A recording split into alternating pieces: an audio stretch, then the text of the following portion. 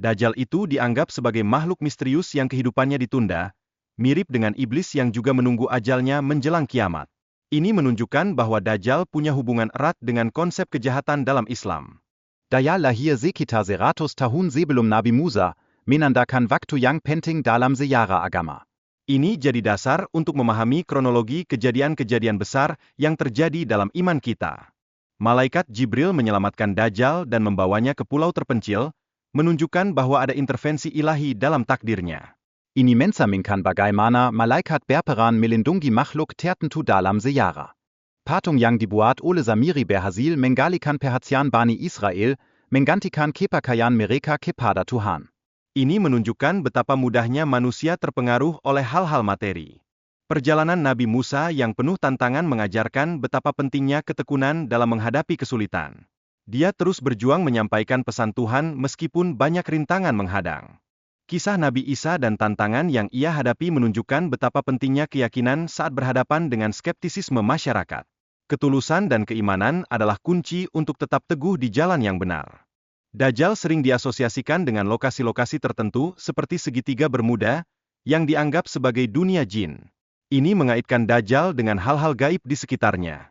Dajjal juga punya kemampuan menciptakan ilusi yang bisa menyesatkan siapa saja, baik muslim maupun non-muslim. Ini menjadikannya ancaman besar dalam ajaran agama. Cerita Tamim Ad-Dari yang bertemu Dajjal mengungkapkan bahwa sosok ini pernah ada dalam sejarah. Pertemuan itu memberi kita wawasan tentang karakter Dajjal dalam mitologi Islam. Pertemuan antara Nabi Khidir dan Dajjal akan terjadi pada hari kiamat, menjadikannya peristiwa penting dalam Islam.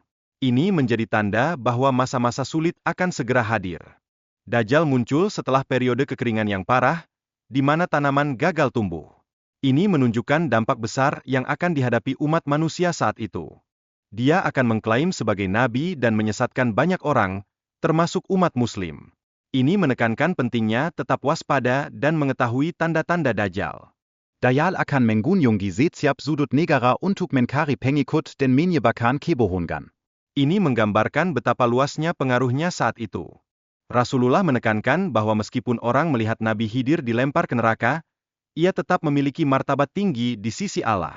Ini menunjukkan kekuatan dari keyakinan. Imam Mahdi akan diutus untuk menegakkan keadilan sebelum hari kiamat. Ini adalah harapan umat Islam di tengah ketidakadilan yang melanda dunia. Imam Mahdi, yang bernama Muhammad bin Abdullah, berasal dari keturunan Nabi Muhammad. Nama ini menunjukkan hubungan spiritual yang kuat dengan Rasulullah. Ciri-ciri Imam Mahdi termasuk dahi lebar dan hidung panjang. Dia akan penuh keadilan di bumi yang sebelumnya dipenuhi ketidakadilan. Sebelum kemunculan Imam Mahdi, berbagai bencana dan tanda alam akan menunjukkan kedatangan beliau. Suara dari langit akan dapat dimengerti semua orang dalam bahasa mereka sendiri. Imam Mahdi adalah keturunan Nabi Muhammad yang ditugaskan memerangi keburukan dan mengembalikan keadilan di dunia. Dia muncul saat masyarakat sangat membutuhkan perubahan. Kedatangan Imam Mahdi diharapkan mengembalikan kemakmuran dan keamanan dunia, mirip dengan masa kejayaan Islam yang pernah ada. Ini akan menciptakan masyarakat yang baik dan beriman. Nabi Isa juga akan berperan penting di akhir zaman dengan mengalahkan Dajjal. Ini menunjukkan bahwa Allah mengatur jalannya sejarah untuk menegakkan kebenaran. Setelah Dajjal dibunuh oleh Nabi Isa, kondisi dunia dan umat muslim akan sangat damai. Ini membuat umat beriman merasa aman dan sejahtera. Namun, setelah 7 tahun, ketenangan dunia akan terganggu lagi oleh kemunculan Ya'juj dan Ma'juj. Ini menandai periode baru yang penuh tantangan bagi umat manusia. Doa Nabi Isa bin Maryam menjadi kunci untuk mengalahkan Ya'juj dan Ma'juj. Allah akan menghancurkan mereka dalam satu malam sebagai tanda kekuasaannya. Kaum Ya'juj dan Ma'juj dikenal sebagai keturunan Nabi Nuh yang akan muncul di akhir zaman. Ini menunjukkan bahwa mereka masih ada hingga sekarang. Sejarah Nabi Nuh dengan 2 anaknya, Ham dan Yafis, berperan dalam penyebaran manusia.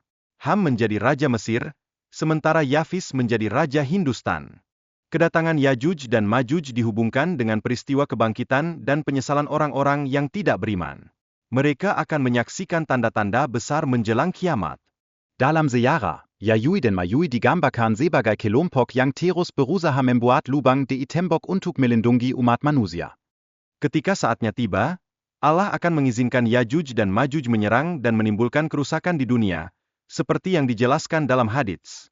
Kedatangan Yajuj dan Majuj di akhir zaman akan menandai tanda-tanda besar menjelang kiamat, yang wajib diwaspadai umat manusia.